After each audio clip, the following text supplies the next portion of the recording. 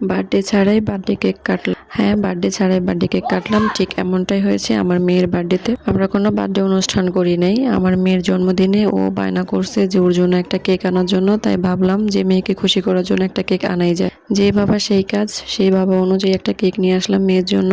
ঢাকায় গিয়েছিলাম একটা কাজে, আসার সময় মেয়ের জন্য একটা কেক অর্ডার করে নিয়ে আসছি। বাসায় আসার পর যখন মেয়ে কেকটা দেখলো তখন এত খুশি হয়েছে। আসলে ওর বার্থডে চলে গেছে আরো 4-5 দিন আগেই, তখন আমরা কোনো কিছু করি নাই, কোনো কেকও আনা হয় নাই বা কোনো কিছু করা হয় নাই বার্থডে উপলক্ষে। তো ও বললো যে আম্মু আমার বার্থডেতে একটা কেক অর্ডার করে আনো। তো ভাবলাম যে মেয়ে যেহেতু বায়না করছে একটা কেক আনার জন্য, তাই একটা কেক নিয়ে আসলাম। ও আবার আরেকটা বায়না করলো, যে বললো আম্মু আমরা একটু বাইরে খেতে যাই, একটু ফুচকা খেতে যাই। তাই ওকে নিয়ে আর ছেলেকে নিয়ে, যেহেতু ওর বাবা বাসায় নেই, আমি আর আমার ছেলে আর মেয়ে মিলেই বাইরে গেলাম ফুচকা খাওয়ার জন্য।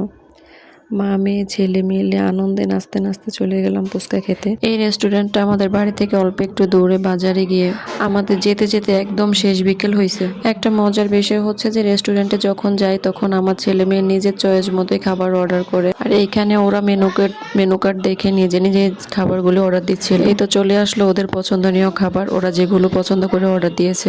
আসলে মাঝে মাঝে বাহিরে গিয়ে রেস্টুরেন্টে খেতে আমারও খুব ভালো লাগে, আমার ছেলে মেয়ে দুজনেরই খুবই পছন্দ এটা।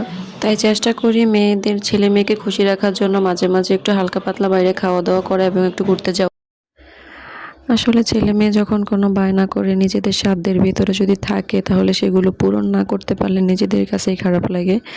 যখন ছেলে মেয়ে কোনো বায়না করে, চেষ্টা করি সেটা পূরণ করার জন্য, সাধ্যের মাঝে রেখে চেষ্টা করি সেটা পূরণ করার জন্য। বাচ্চাদের ছোট ছোট বায়নাগুলো যখন আমরা পূরণ করি, তখন তাদের মুখে যে হাসিটা দেখা যায়, এই হাসিটা লাখ টাকা দিয়েও কিনে নেওয়া যায় না। এই খুশিটা দেখতে নিজের কাছেও খুব ভালো লাগে। সবাই ভালো থাকবেন, আর আমার ছেলে মেয়েদের জন্য সবাই দোয়া করবেন। আল্লাহ হাফেজ।